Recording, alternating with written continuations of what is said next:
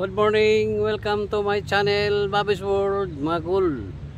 Unloading na naman tayo dito sa Jason Vehicle Trading.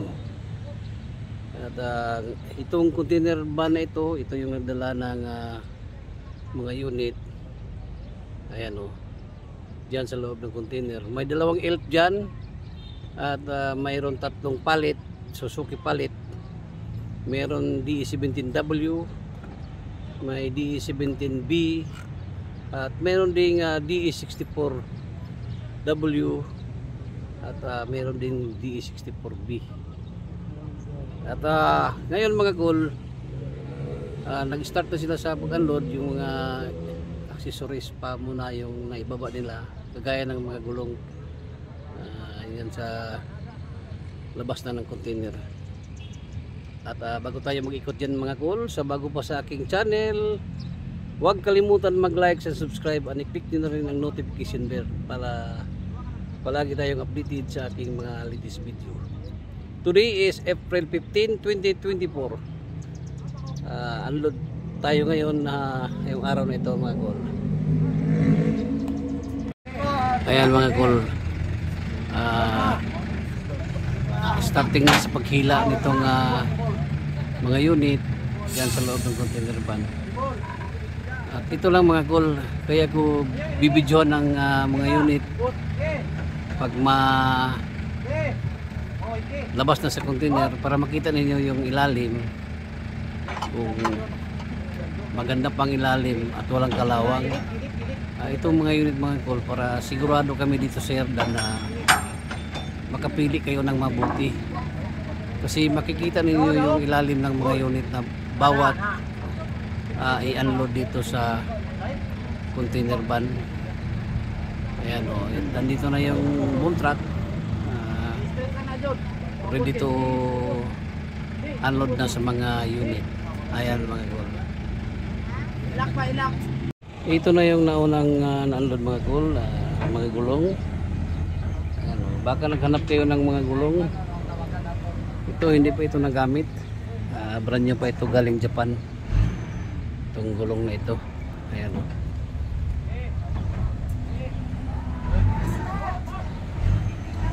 dami.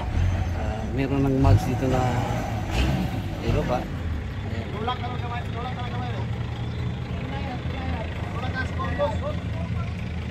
Ito yung gulong ng elf dyan sa loob, Mitsubishi Mazda.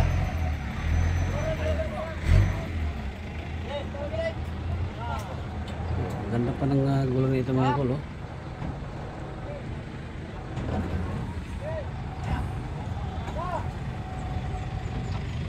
Ito na mga cool, nailabas na itong unang row sa file doon sa loob. At ito makikita na natin dito itong canter. Yan o,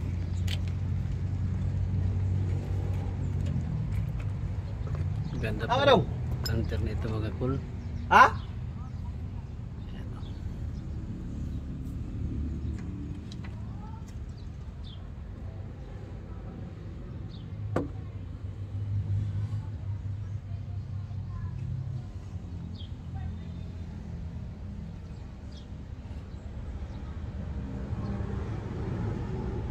Ito yung lagayan ng battery nitong canter.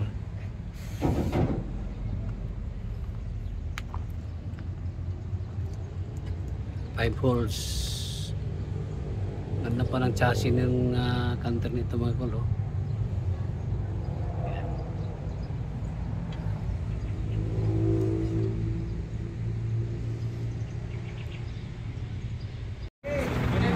Ito mga cool, pangalawang unload ito, DE64B. Ayan. Kaya binibidyohan ko yung ilalim ng mga unit bawat unload mga cool, para makita ninyo kung gaano ka ganda ang unit, para hindi kayo madihado pag bumibili kayo dito sa Yardan. So ito ganda ng ilalim mga cool.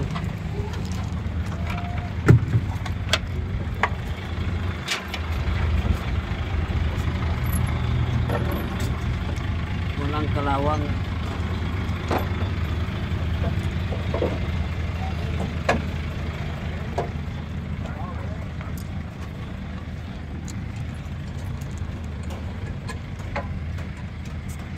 Ito yung pangtatlo mga cool na DE17W na 3 layers.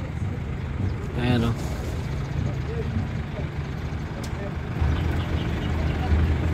Makinis din ang ilalim mga cool.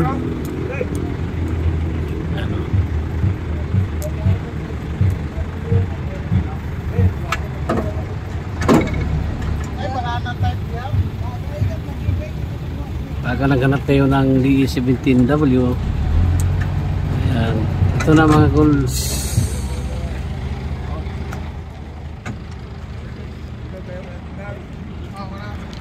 Ito ang kanyang differential. Ayan, makinis. Ilalim na mga cool. Sinaw kayo. Sinawa, perting sinawa.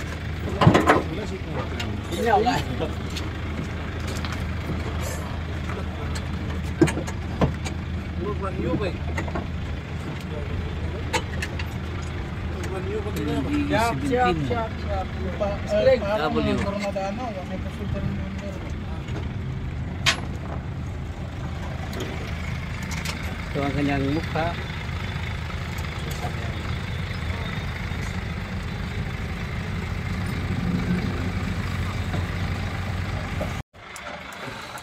Ito ang kanyang mags mga cool.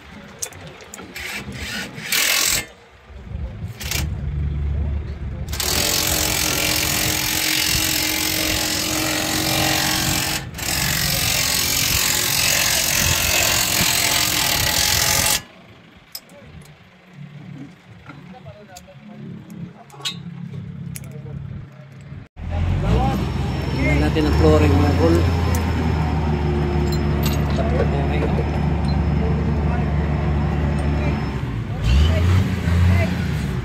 Kanyang upuan meron seat cover.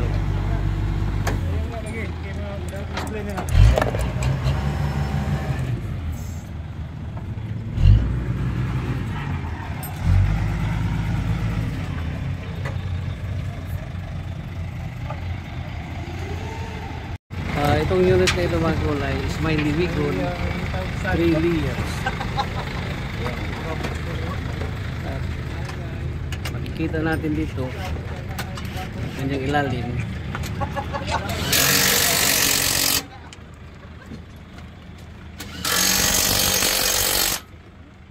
Ito ang kanyang mags.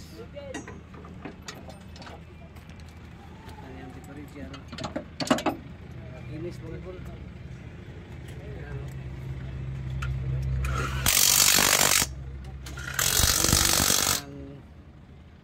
Smiley Wigon na ito.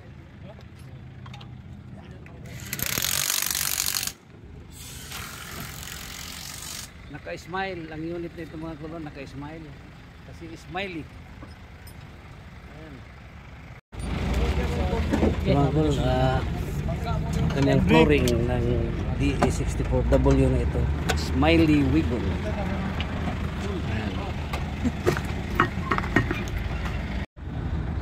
Ito mga cool pang 5 unit na load natin DE17B. Ayan o. Kintab ng ilalim nito mga cool. Ayan o. Panalo din mga cool ang unit na ito.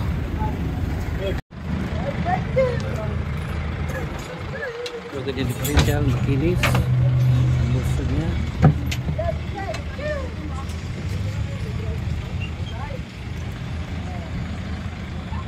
Siding niya walang kalawang, hindi.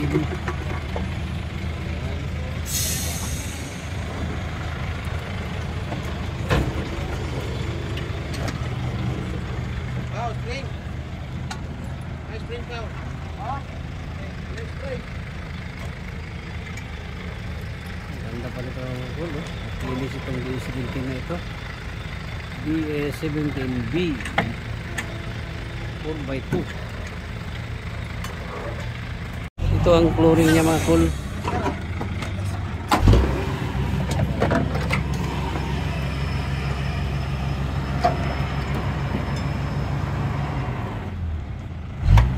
Pure matic boss no? Pure matic. Electronic yapon. Ito yung pang-anim na unit mga cool. Ito mga cool, baka naghanap kayo ng canter. Ito na. Ito na ang hinahanap ninyo na unit. Litis. Ito na mga cool, ang canter. For bitin. Ito ang kanyang mukha. Ayan mga cool, walang putol mga cool. Buo ito mga cool ha. Wala itong putol. Baka ito na yung hinahanap ninyo na unit.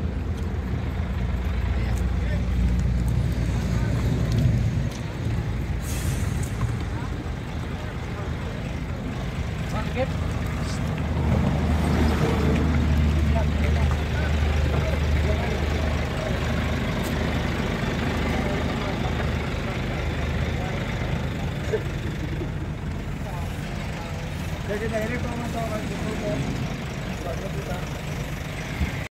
Ayan mga cool, may anim pa dyan sa loob. Isang Isuzu Elf. Pero ang kanyang emblem dyan ay Mazda. At doon ang Nissan Rocks palit. Ayan. At ito mga cool, reviewin na natin itong na-unload na 6 na unit kasama yung canter. Ito DE17B. Ayan, white ang kulay. Tingnan natin ang flooring mga cool, makinis. Ayan, ang ilalim nito kanina mga cool ay napakakinis. Baka ito na yung hinahanap ninyo na unit.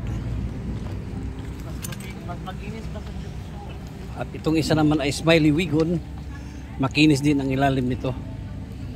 Nakikita ninyo kanina na videohan ko itong ilalim ng Smiley Wigon na ito na DE64W.